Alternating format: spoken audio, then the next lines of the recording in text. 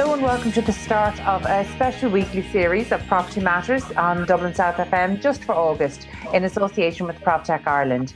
So for the next 4 weeks, we'll be meeting the people who are developing, driving and financing PropTech and construction technology innovation around Ireland.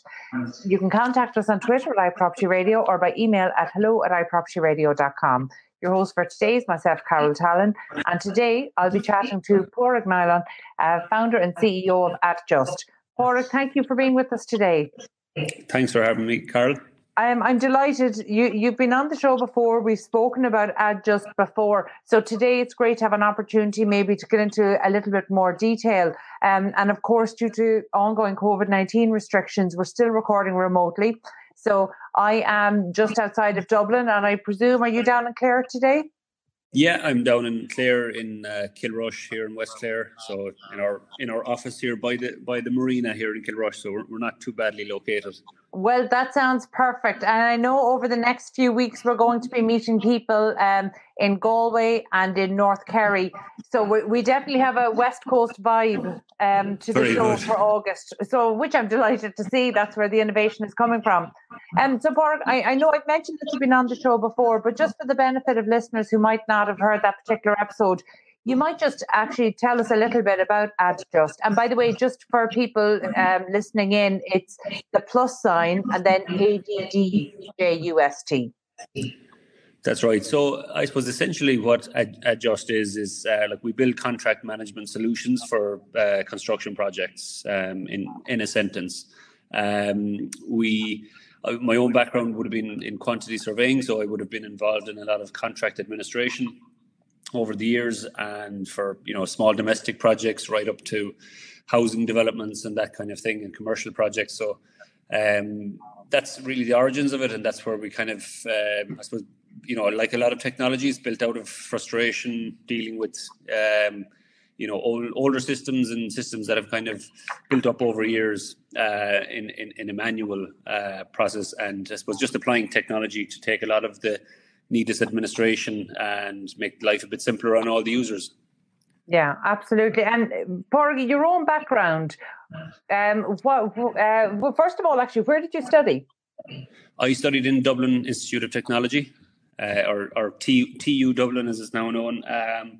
And how long ago was that?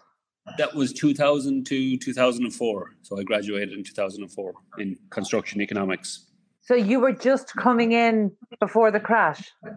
That's right, yeah. And as it turned out, I ended up working with a firm here in Clare, and we did, it was kind of a multidisciplinary firm. So we would have done, planning and building surveying and quantity surveying as well, bringing in my own skills. And over that period of time, I suppose we would have seen a lot of the madness that ensued, and that's kind of befell the economy afterwards and stuff. So I suppose I'd have 15 years of experience of the good and the bad in the construction industry. Yeah, it's good to hear it summed up as kind of the good and the bad, because resiliency is something that we've talked about so often on the show, and particularly in the last few months, that resiliency is really being tested, and I know that that's something we're going to get back onto later on in the show. But I think it's a really interesting. It's interesting that we kind of have come full circle from the time you've entered the industry, and we're maybe into our second very major and serious downturn potentially. So, that's an interesting one to be changing direction and innovating from. But let's go back to the origins of Addjust. Are you the sole founder? No, I co-founded it actually with my uncle, Joe Neylon. And Joe would be his experience would have been in project management and business development. He would have worked with some major brands, bringing them into emerging markets like Russia and Romania in years gone by. He's got a few more years experience there than me, but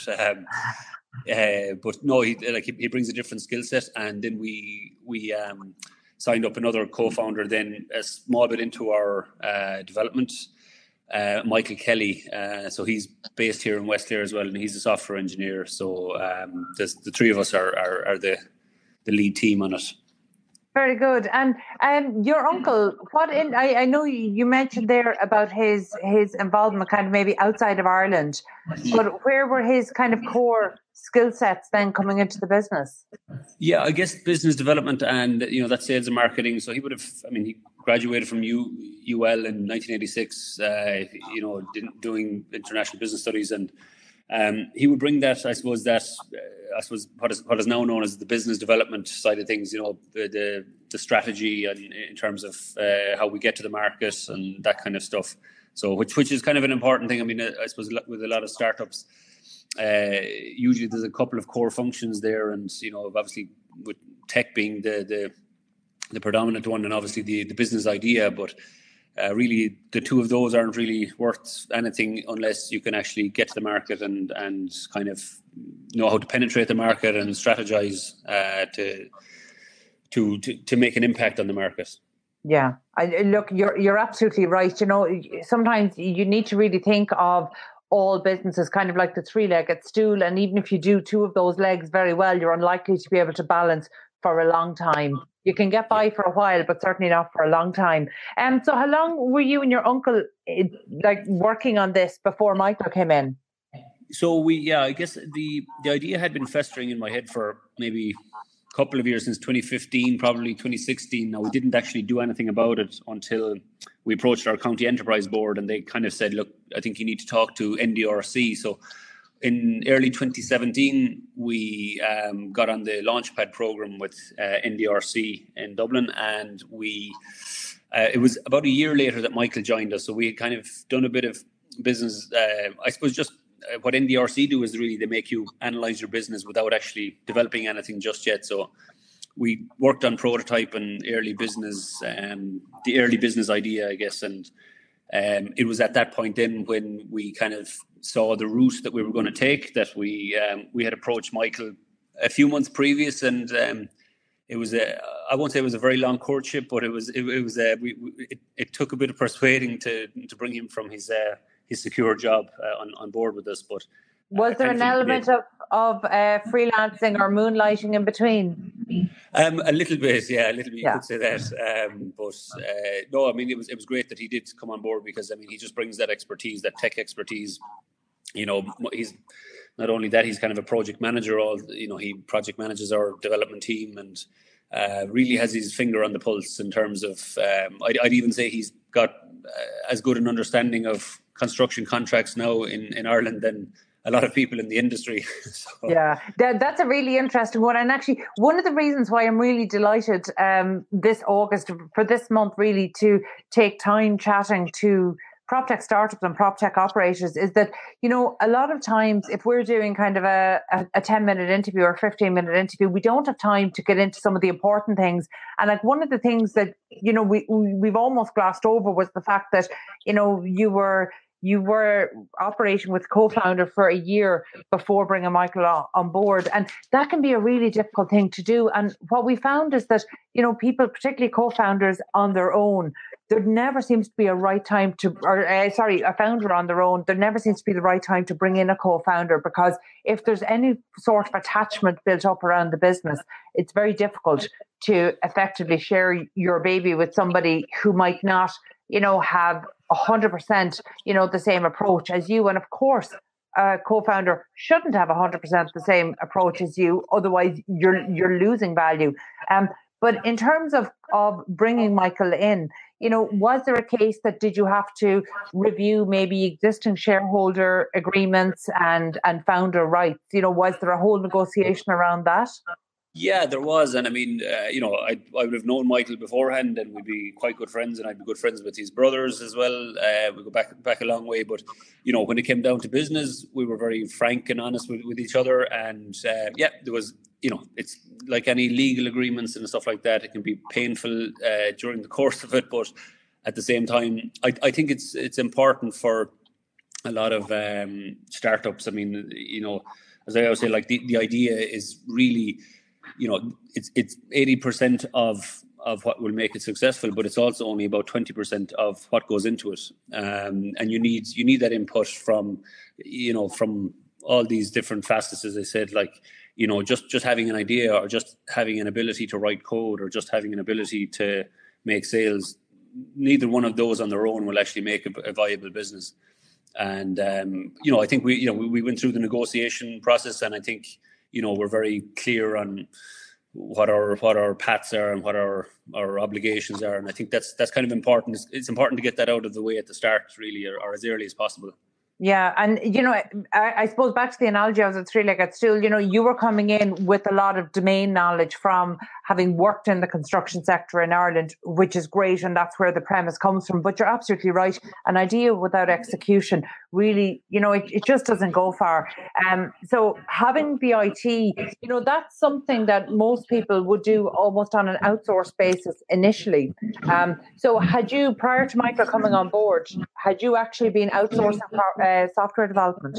Yeah, we had outsourced to a company in Galway there that we would have dealt with previously, called App Design. And we just got, really, is what we did. We wanted to kind of get something that we could go around and bring to customers and show them, you know, this is what can be done. And we were kind of showing a process that could be solved using technology. So, I mean, we didn't spend a massive amount of money on it, but at the same time, what it did was it got us a kind of something that we could show, I suppose, to prove our concept to our customers, and just kind of say, look, this is what's possible. A lot of the time, it's very hard to explain something using words or on a phone. You know, we're all kind of leading to that visual.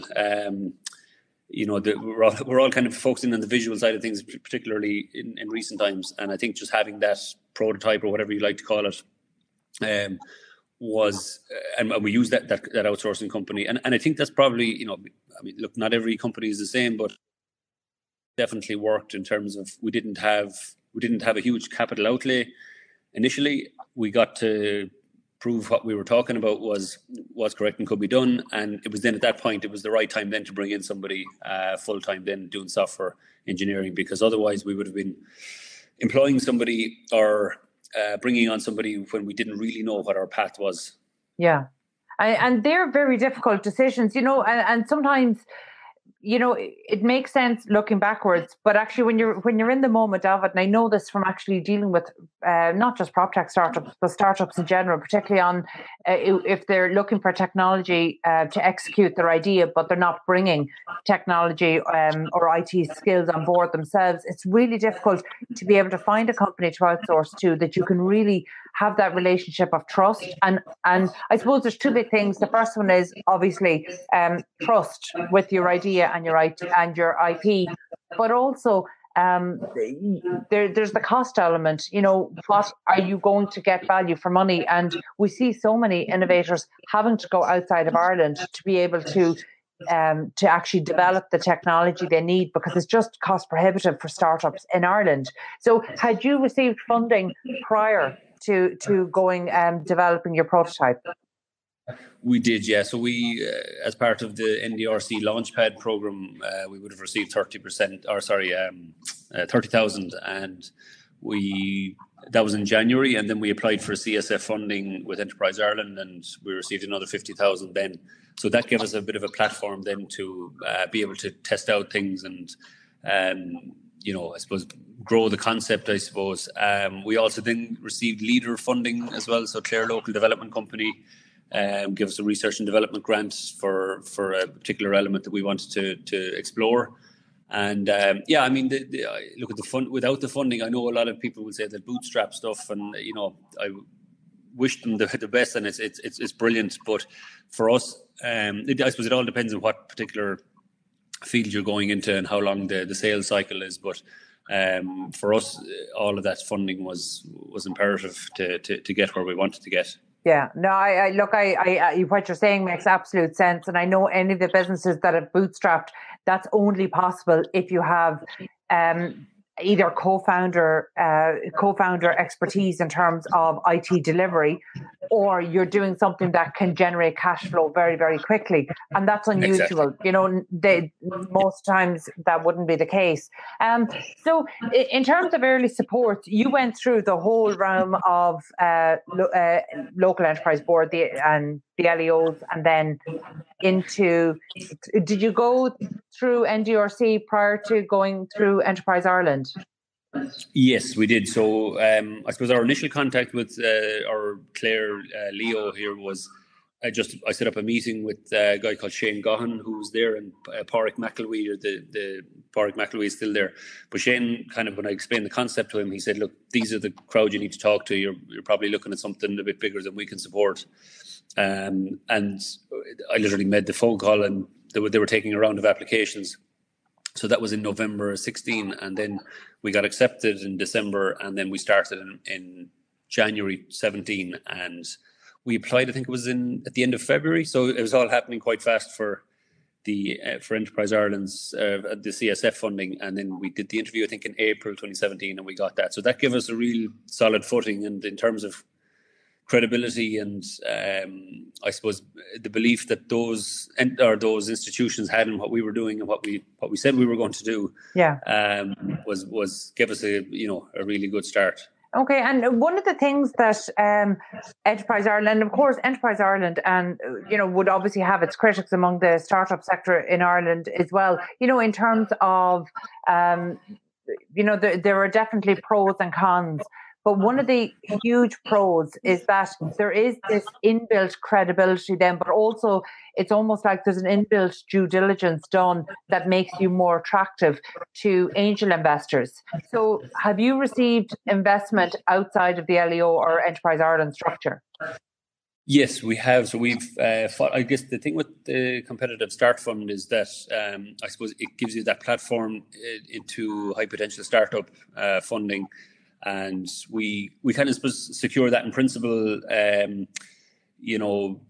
probably the following year. I think it was 2018, but we didn't draw down the funding actually until almost earlier this year. But just for various reasons, we'd held off, and then the process took quite a while. And I suppose that's one of the cons people talk about. But I guess it's like anything. They have a process there that needs to be followed, and I think maybe if I was brought into Enterprise Ireland to make a suggested improvement, would be just maybe that process might be outlined in some shape or form to startups like us who do get frustrated, and you're stressed over cash flow and stuff like that, and when it drags on, it can take a while, and then obviously when the money comes in, it's great, but that's I suppose maybe that's probably where a lot of their critics come from. But I must say, without them, for us anyway, we'd be a non-starter, as they say. They've been incredible in their support. Just they're always there at the end of the phone in terms of if you need, information or access to a particular market or whatever the case may be. There's a willingness there to help and to push us on. But as I say, look, it's I suppose they're like many semi-state organisations. It's just that they're just a big behemoth, and I suppose they have due diligence and they have to cross their T's and dot their I's. Yeah, no, look, absolutely, and look, process is just part of the startup roadmap that you have to follow. Okay, we need to take a quick break there, but when we come back, I definitely want to talk to you about the private investment that came in and maybe the application of that. So we'll take a quick break. Stay tuned. 93.9 Dublin South FM. Welcome back to our Proptech Ireland Property Matters Summer Special on Dublin South FM with myself, Carol Tallon. You can contact us on Twitter at iPropertyRadio or an email at hello@iPropertyRadio.com. We're continuing our discussion with Padraig Neylon of Addjust. So just before the break, Padraig, we were just talking about the route that you came through in order to go through the state supports, but then into attracting private investment. So Addjust has taken on private investment. Are you comfortable to say how much that investment was, Padraig? Yeah, I think so we would have taken on 250,000 in private investment, and then it was match funded with Enterprise Ireland with another 250,000. Okay, and the matched funding, did that come from one investor? Yeah, it was. So it was from one investor. There would have been a company there that I would have dealt with in my previous work as a building consultant. So they would have we would have put the proposition to them maybe again probably 2 years ago. Mm-hmm. And we went through a process with them as well, and then obviously over and back with Enterprise Ireland. And once all the terms and all were agreed, they've come in on board and have been a great asset, really. Okay, and so actually, I was going to ask you, did they come from an industry background? But of course, they clearly did. If you'd been working with, if you had, I suppose, known them through a previous work. But that's a really interesting one, because what we've seen in Ireland is that the majority of private investment that has gone into Proptech startups or construction technology startups or anybody on the urban planning side of things, all of the private investment, or the majority of private investment that we've been tracking, has come from individuals who are actually involved in the industry and the planning, construction, or property industries as their day job. And I think that that's almost an added vote of confidence, because they're seeing this as an innovation that really has the potential to impact the working industry. And there's a certain amount of credibility there. But with the credibility, does that likely lead to early customers? So was this somebody who was in a position maybe to do business with you also? Not so much in this case, but potentially, I suppose they had. I suppose they had previously been involved in, I suppose, a few construction projects where they had developed, warehousing and things like that, and I suppose they had seen all the pain, and they fully understood what we were trying to do and what we were trying to achieve, and they would have invested in technology in their previous company as well.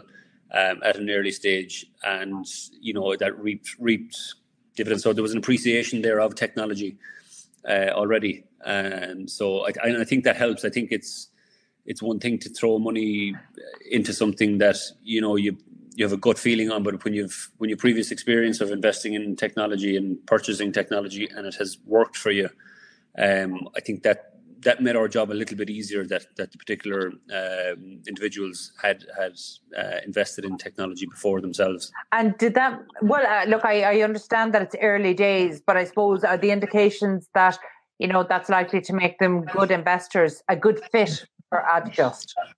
I think so, yeah. And I have a good relationship with them as well, good professional relationship with them as well, which helps.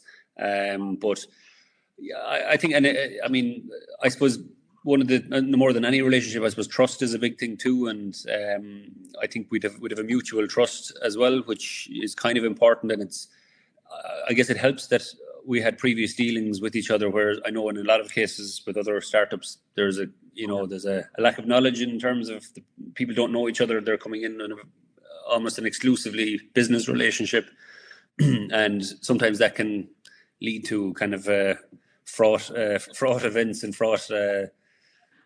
It can just lead to a lot of tension when there isn't a particular understanding, and there can be a perceived lack of trust. I just know with other startups who've experienced that as well. Yeah. But look, we're very happy with our investors, and delighted they took a punt on us, if you like. Yeah. Well, look, as you say, they took a punt on you, knowing your track record, which is slightly different, or having had first-hand experience of it.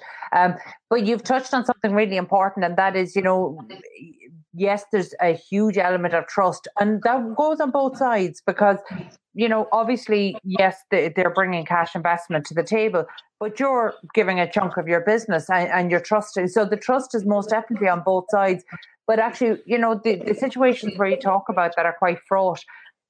To me, just from my experience of them, it tends to be when people have very misaligned expectations of each other. So if you take on investment and you expect the investor is going to sit back and be silent, and their expectation is that they're going to be in a position to maybe have a more hands-on role, even on the strategic side of the business, those misaligned expectations, in my experience, are what really caused the problem.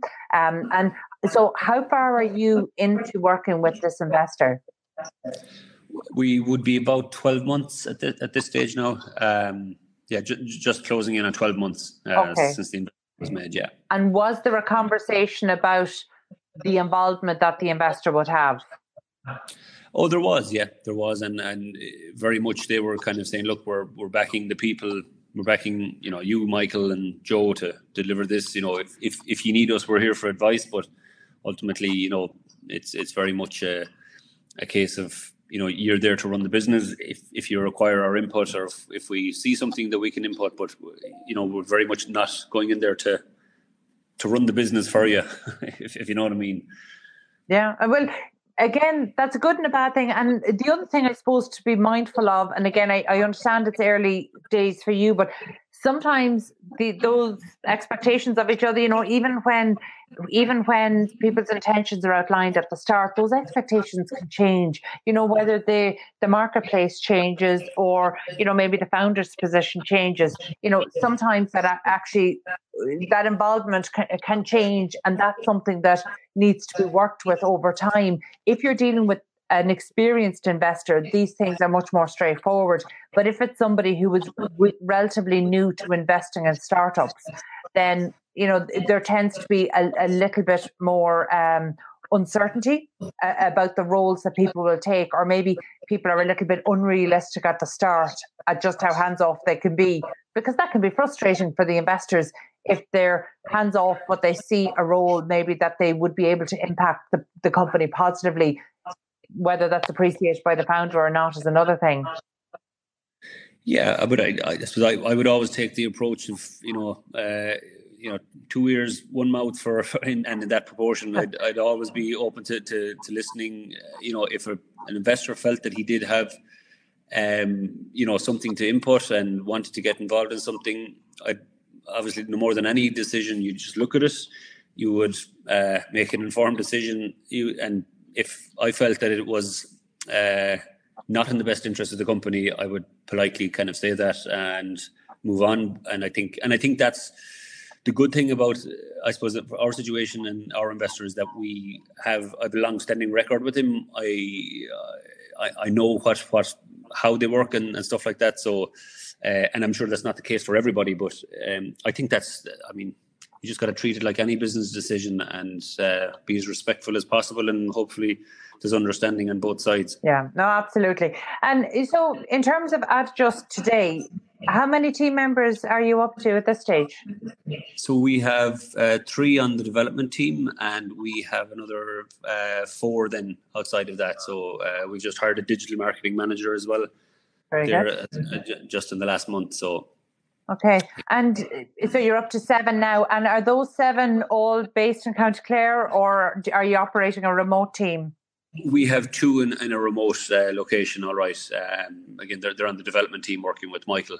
So other than that, we're all based in Clare. Actually, Joe is actually based in Mayo, even though he's from Clare, all right, but he's married up there. Okay, so you guys were operating a remote team prior to COVID? We were. Okay, so, look, as I mentioned, for most of August, I think all the founders we're speaking to almost coincidentally just happened to be along the West Coast, I think from Galway down to Kerry. And, having lived on the West Coast myself, I know that, typically, certainly 15 years ago when I started my first business, every meeting I had was at the Green Isle, was in Dublin, and I would try to get people out to the Green Isle Hotel. So I might drive 3 hours from Kerry up to the Green Isle Hotel outside of Dublin, and I could not get people from the city centre out to there. And it drove me crazy, like at the time, before we moved our business up to Wicklow and then Dublin. But actually, there used to be certainly some huge challenges doing business outside of Dublin or outside of a main urban centre. But I think that they've really diminished over the past decade and a half. And I think that COVID is going to change that even more. But, in terms of your operations, how was Addjust affected by the pandemic?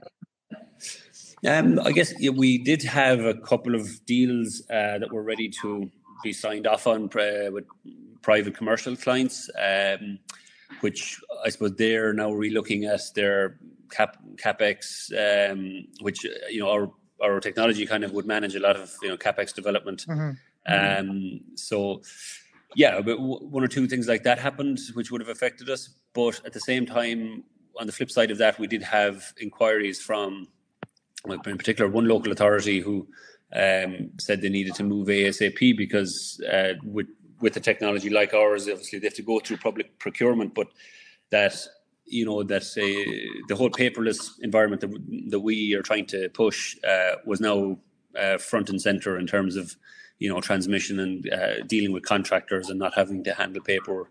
So our whole ethos is that contracts should be paperless.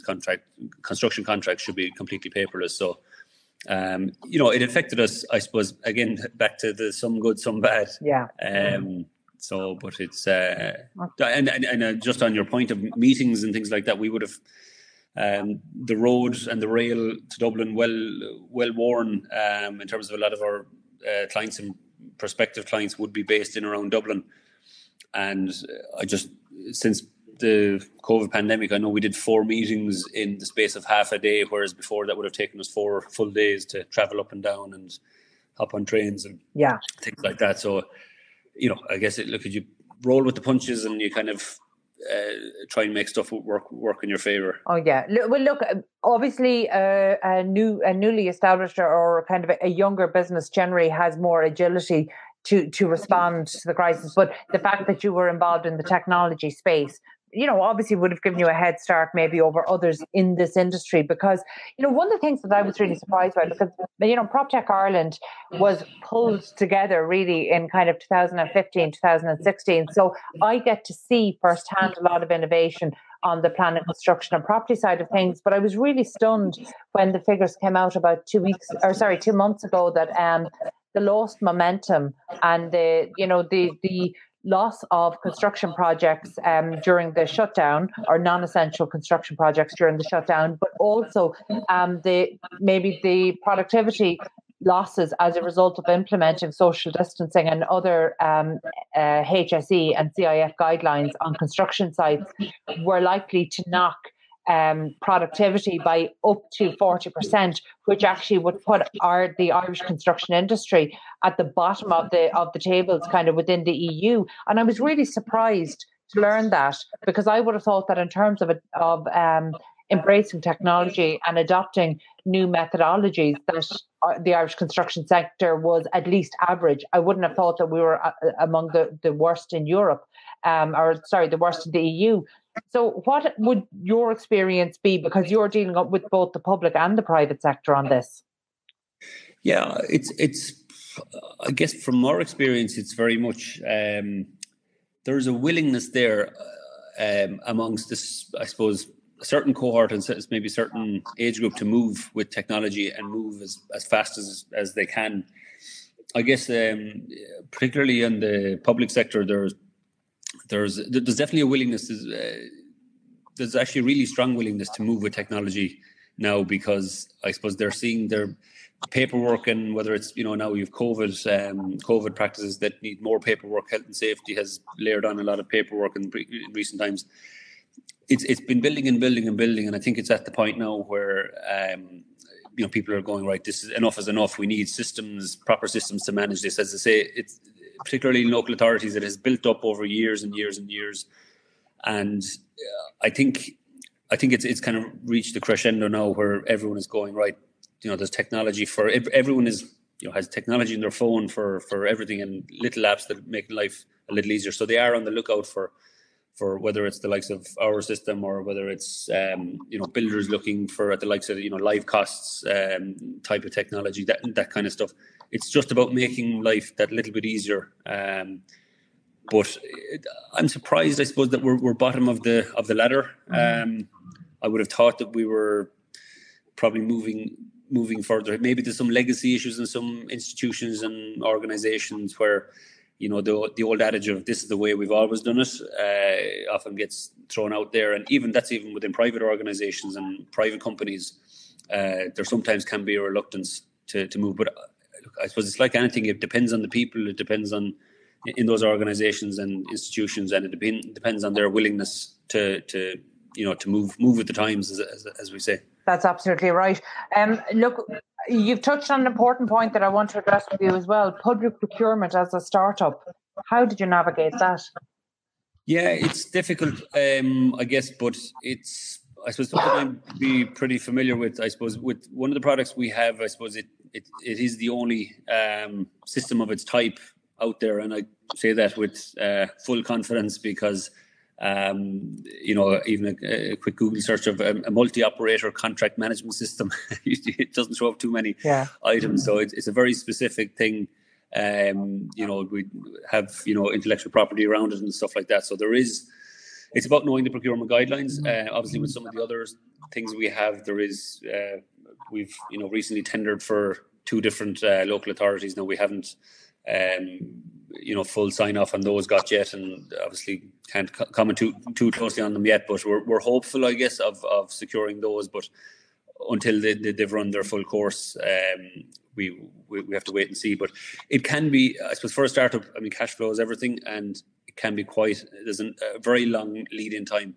But equally, I guess, in the private sector, if you're selling to big companies and big organizations, there can be, a very long lead-in time as well. And I suppose that's one of the decisions you have to take at the beginning when you're setting out your business strategy. Can I survive long enough to bring these clients on? Because in fairness, once you do bring them on board, they're good, solid, secure clients that'll stand you in good stead for years to come as well. Yeah, and I suppose one of the things that would be equally difficult from a public or private procurement side of things is that in terms of very innovative technologies, sometimes they're not written into the bid specification as such. So there's an education process that has to happen as well to make sure that there's even these opportunities for procurement. Have you seen a change in that over the last number of years? We have, and definitely there's sometimes we'd actually see tenders and e-tenders, and we kind of look at it and read it and say, well, actually our technology, even though it doesn't specifically state that ours is the technology that they want, we believe that our technology could do what it is they want it to do, if you know what I mean.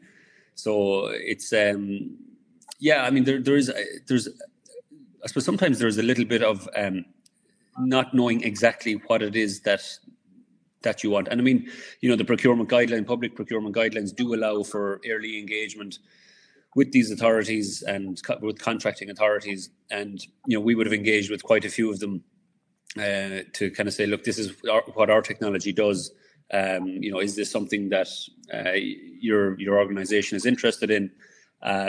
Sometimes they've said, no, it's not what we're looking for. Other times they've said, yes, this is the type of thing that we've looked for. But they still have to go through public procurement, of course, obviously, after that and follow all the guidelines. Okay. Yeah, no, look, absolutely. Okay, well, we need to take another quick break. When we come back, I want to discuss the work that your team are involved in now, because I know we're at the stage during the last couple of weeks, the July stimulus was announced, announcing kind of a 12% increase in spend on capital projects, which is welcome. So, we definitely will get into kind of what's happening on the ground now, and hopefully some positive signs in that. So we'll take another quick break. Stay tuned. 93.9 Dublin South FM. And welcome back to our Proptech Ireland Property Matters Summer Special on Dublin South FM with myself, Carol Tallon. You can contact us on Twitter at iPropertyRadio or by email at hello@iPropertyRadio.com. We are, of course, continuing our discussion with Padraig Neylon, founder and CEO of Addjust. So, Padraig, just before we took a break there, you were just talking about public and private procurement. But now we want to get in. We know that there's been, obviously, since COVID began, we have a new government in place. They've been plagued since they took office. But one of the strong elements that came out last week was a Build 2020. And in the July stimulus, of course, there was a 12% increase in capital spend on capital projects, which is welcome. So, in terms of the service offering you have, is your client base primarily private or public? So I suppose to split it out in the easiest possible way. So we have 3 products. One is called Term Pay, and that's specifically for the public sector, for multi-operator frameworks and single operator frameworks. We have another product called Control, which manages capital projects, which would I suppose cross between public and private sector. So it handles public works contracts, but can also handle private sector contracts as well, and bespoke contracts in the private sector. And we have another product launching there in a couple of weeks called Big Work, which is focused very much on the private sector and on the domestic housing sector.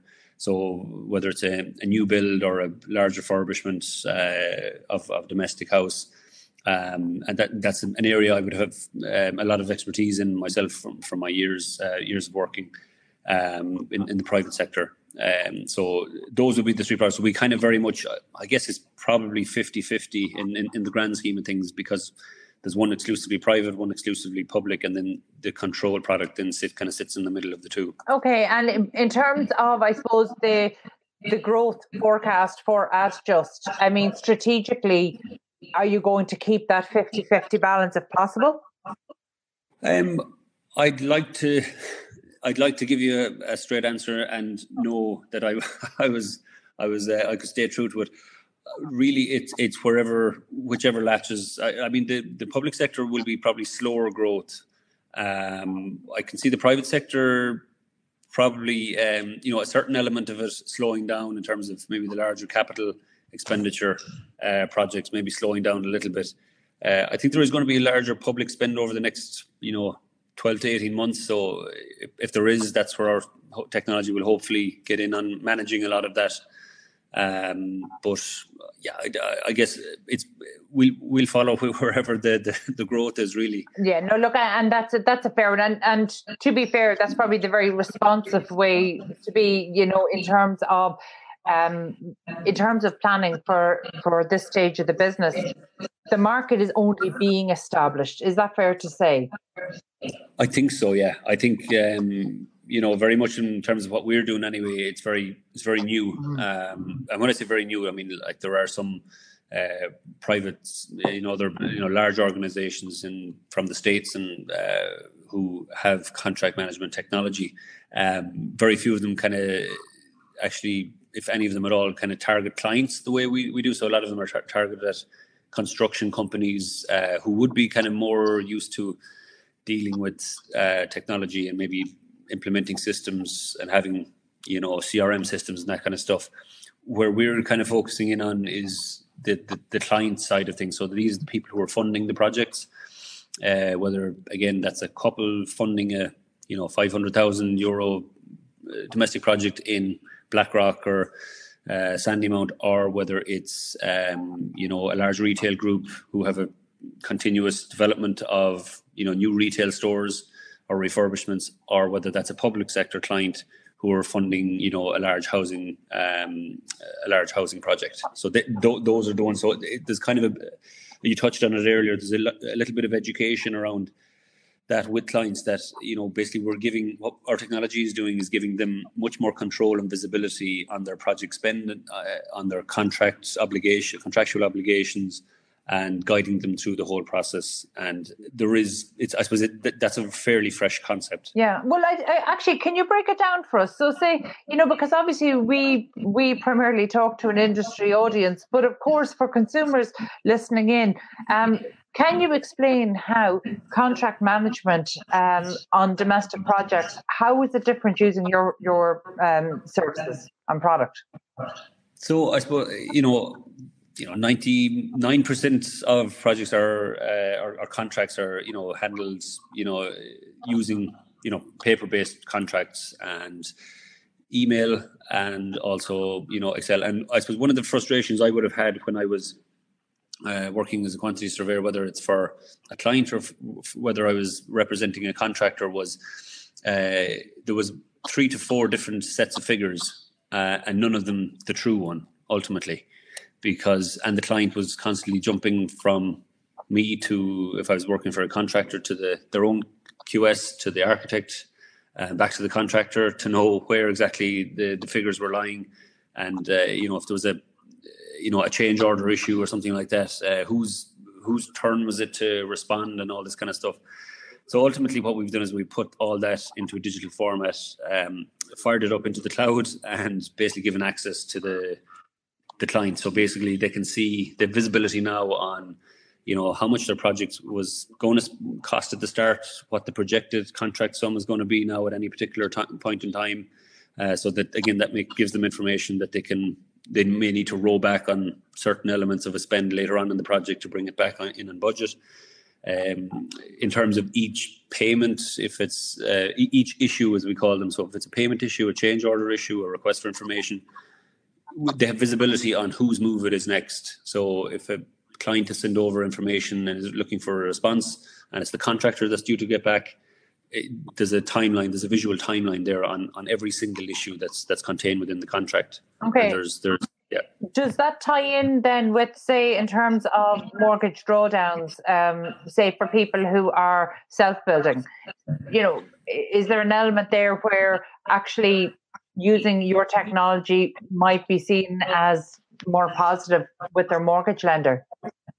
Yes, and we've actually made some initial inquiries with some lending institutions who, again, it was pre-COVID, were expressed an interest in it because, again, what it does is it gives, again, visibility. Now we haven't kind of hammered out the nuts and bolts in terms of the how it might work, but definitely in terms of monitoring a budget or monitoring a domestic contract spend, it's an extremly useful tool in terms of, as you say, like the mortgage drawdowns. You could have 6 drawdowns of let's say 50,000 each. Mm-hmm. Those milestones could be easily monitored on our system. Okay, and actually that kind of leads us quite nicely on to self-building is something that it seems to fall in and out of favour in Ireland, and is that something then, because I suppose I didn't realise that you were dealing with individuals who might be involved in self-building using direct labour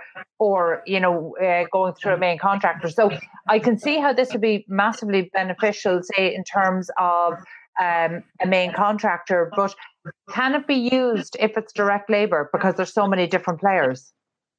Yeah, I mean, it can be used. It's just, the system can be used absolutely by direct labour, or for somebody who's doing self-build, doing direct labour and managing all their individual contracts. Ultimately, when somebody is doing direct labour, they're essentially acting as main contractor. And I suppose we would be offering the advice, again, based on, I suppose, our industry knowledge, that self-build isn't quite as attractive as it used to be maybe 5-10 years ago, for a number of reasons.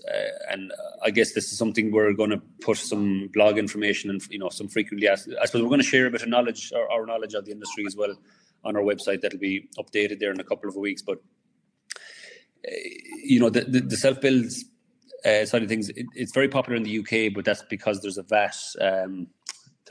There's a VAT exemption for doing a self-build. In Ireland, where we find from people we've spoken to who've done the self-build route, they've got caught for buying materials at 23%, whereas through their builder is 13.5%.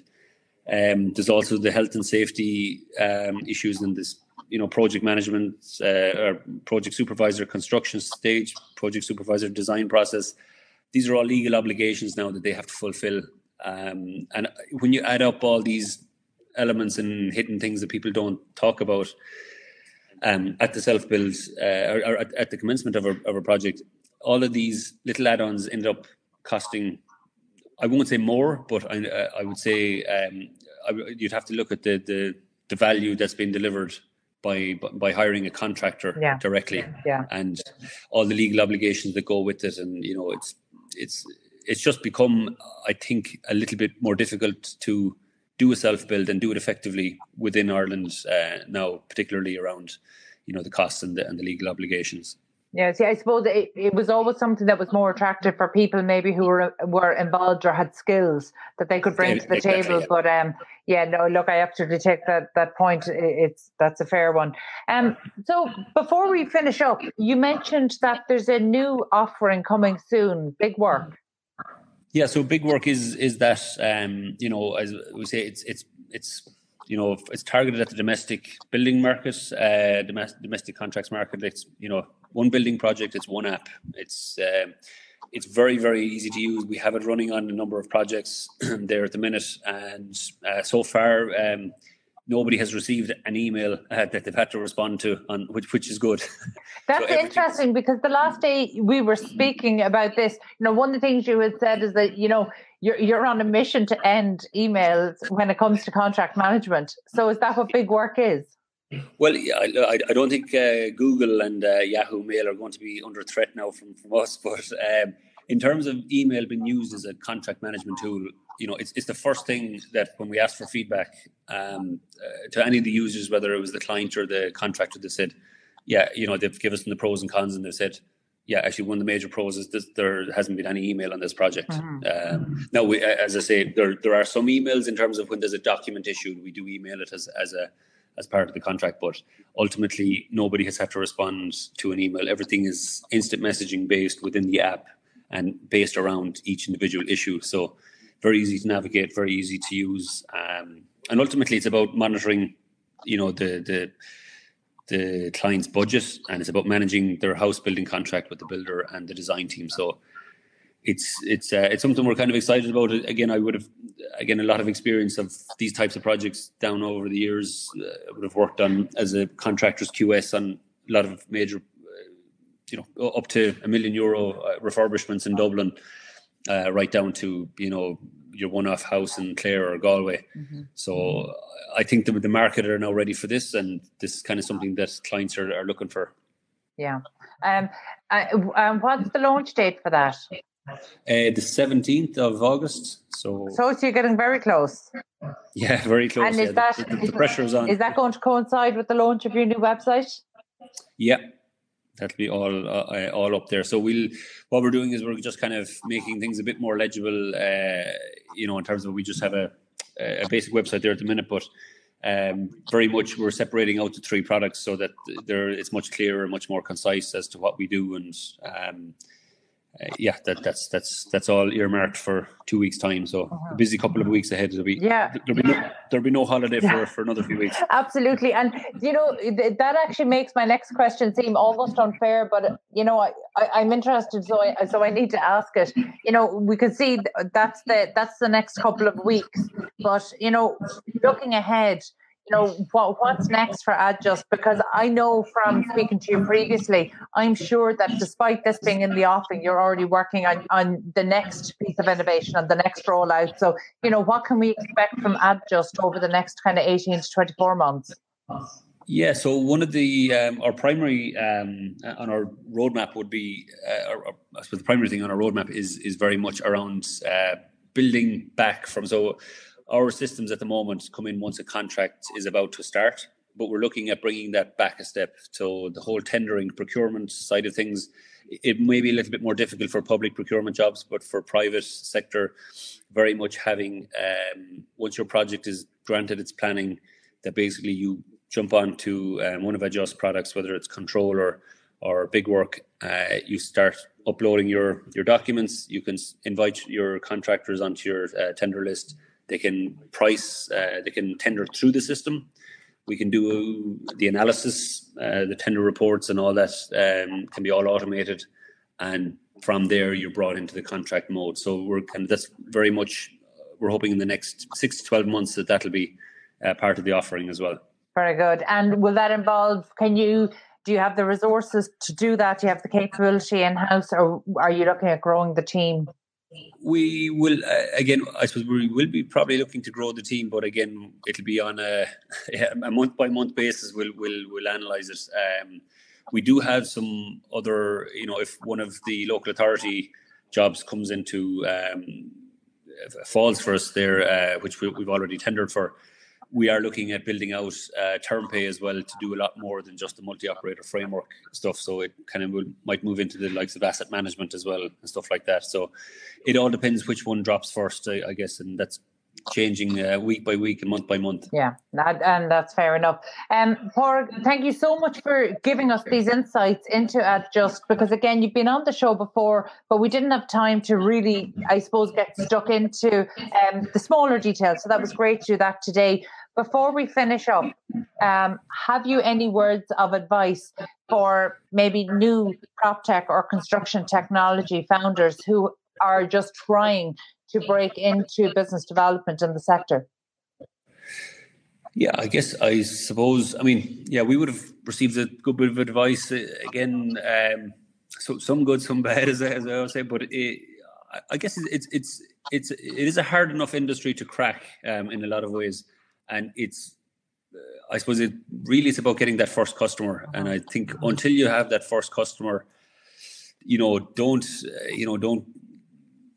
go all out in terms of like spending, and just kind of really, really analyze the market, really dig deep. And the more, it was one of the things was said to us, all right, at the start, was like, do market research, get out and talk. And it's one of the things NDRC would have always promoted to us. It's not something I was kind of particularly good at, but it's absolutely essential. And it's the more you do of it, the clearer your message will be, and I think it just leads to an easier life. So I would kind of say, get out, talk to people, research. Yeah, absolutely. I think in the Innovation Academy they have that coined the term get outside the building. Get outside the team you're speaking to, just get outside the building. And it's so true. just get out of the circle that you're surrounded by that can sometimes just be reverberating back the same opinions to you. You need to speak to new people who are in the industry and who are in a position to sign checks. So listen, great advice, Padraig. Our thanks again to Padraig Neylon, founder and CEO of Addjust, and also thank you for listening in to our Proptech Ireland and Property Matters Summer Special on Dublin South FM. You can get in touch with the show on Twitter at iPropertyRadio or by emailing hello@iPropertyRadio.com. Also, thanks to Peter Rice on sound and show producer Katie Tallon of Pyramid War Media. We're back at the same time next week. For myself, Carol Tallon, and all the team here, stay safe.